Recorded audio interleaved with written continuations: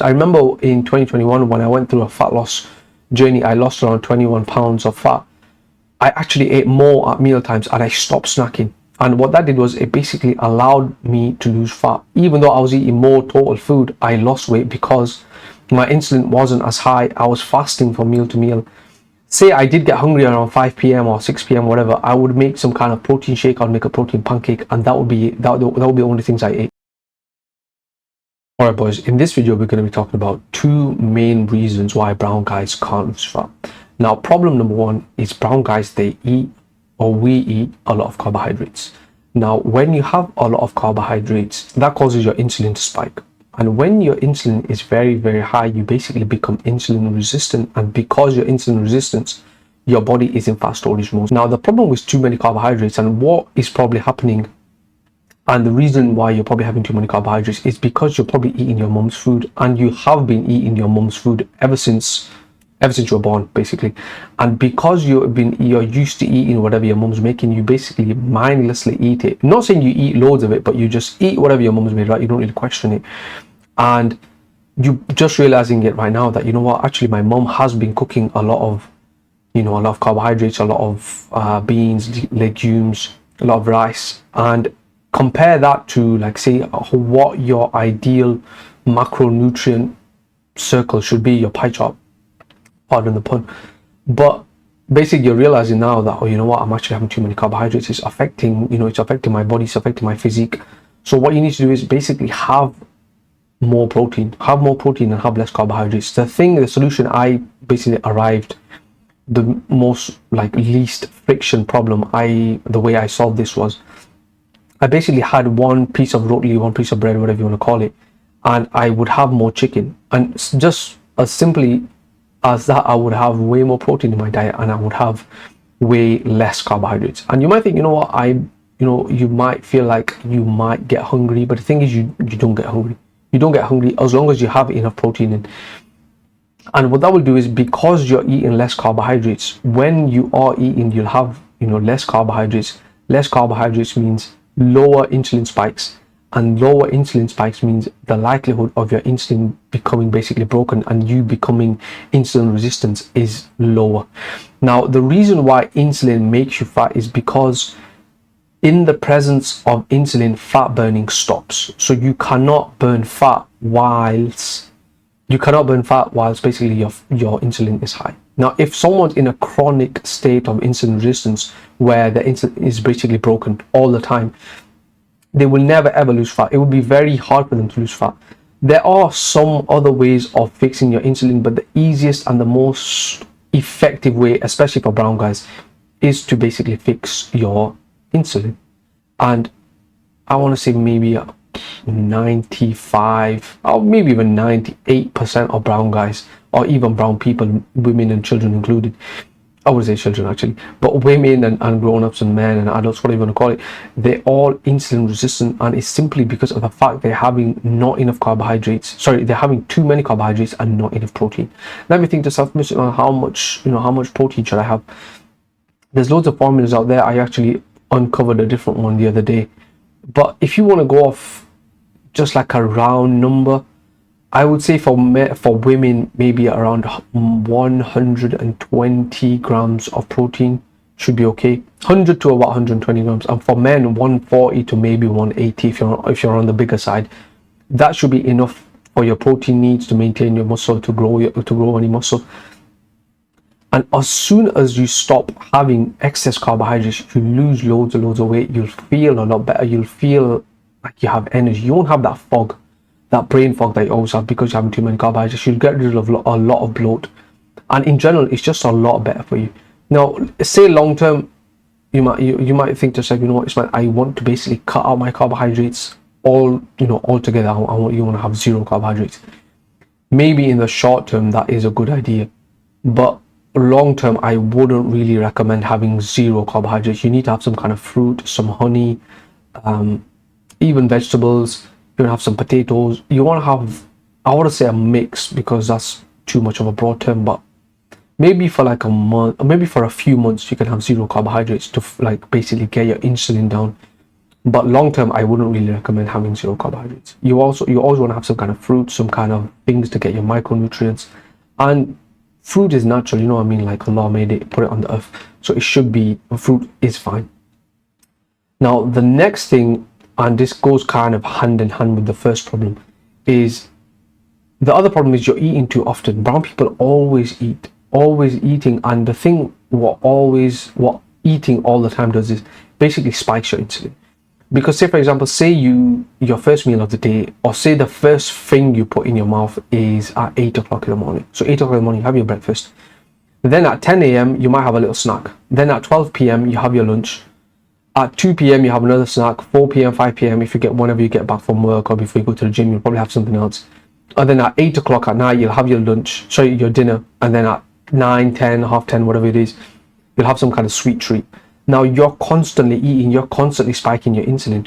And because your insulin is spiking over and over and over again, your insulin will become basically broken. Insulin will become broken, and because of that, you'll be in fat storage mode, and it is very, very basically bad. It's a very bad situation. I cannot, basically, there's no other way around it.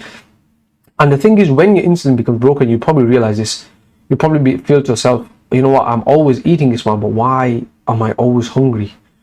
And the reason behind this is you're hungry because you've become leptin resistant. Now, leptin is responsible for hunger signaling. So it tells your body, you know what, this guy, Ismail, or whatever your name is, he's eaten enough, he's not full. We no longer basically signal to the body, to the brain, we're full now. We've had 3 or 4 rotis, and we're still, we're full now.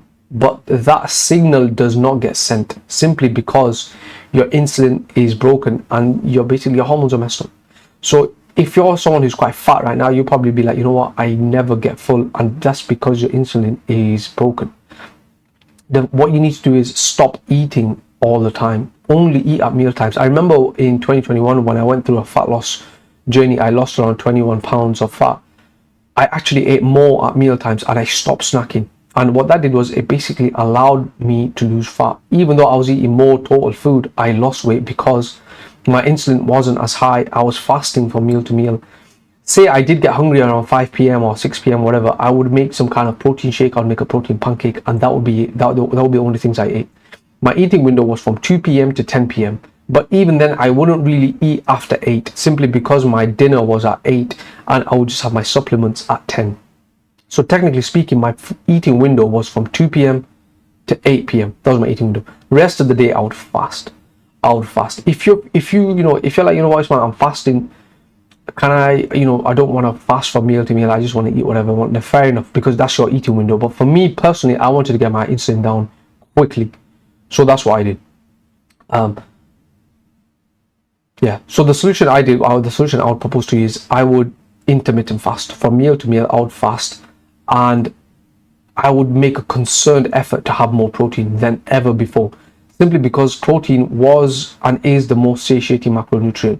Now let me give you an example. Say you're eating a chicken, I always refer to a chicken dish, but let's just say your mum's giving you some kind of chicken, right? And in the dish there's some rice, there's chicken, and let's just say there's like avocado or cucumbers or whatever. Say for example, 2/3 of your plate is rice and 1/3 of your plate is chicken, and there's like a tiny portion of vegetables which you can't even class as like a third or a quarter or whatever.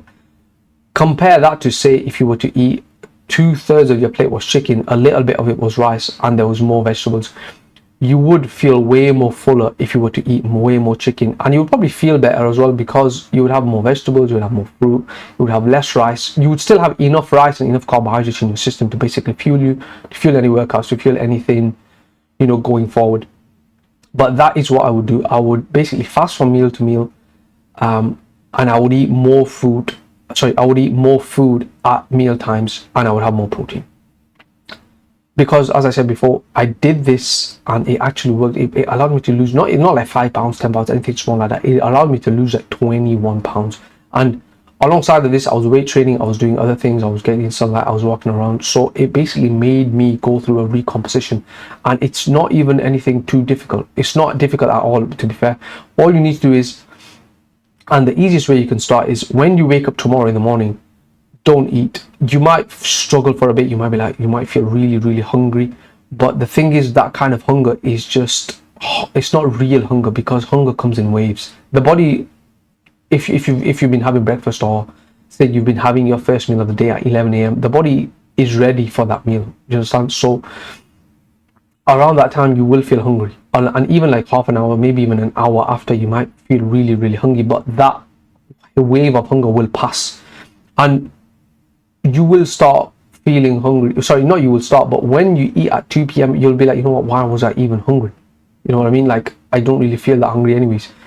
But as soon as you start doing that, then that time that your body is ready for the food will gradually change to around 2 p.m or whatever you decide to eat.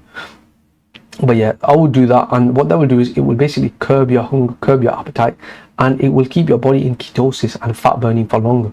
Because when you sleep, your body naturally runs off of ketones, it runs off of the food you eat, and then after it runs off of the food you've eaten, it will eventually switch over to your fat stores. That's why when you wake up in the morning, if you're not used to having breakfast, you can go for ages without having breakfast, because the body is running off of ketones, and ketones is they're very what's the word, like a very efficient and the ideal way for the body to run off of. So yeah, if there's the two reasons why brown guys can't lose fat. The first problem is we're eating too many carbohydrates, and the second thing is we're eating too often. As soon as you sort them two things out, you don't even have to properly sort them out. Even if you can like maintain not eating too many carbohydrates and not eating too often for like 6 weeks, 8 weeks, maybe even a couple of months, you will lose so much fat, so much weight, because I've done it. I know what happens, right? And if you're interested in learning more about how brown guys can lose fat, how brown guys can gain muscle, training programs, everything like that, and if you want to just ask any questions to me directly, then check out my free school community. The link will be in the description below, the first one. Click on that. Thank you.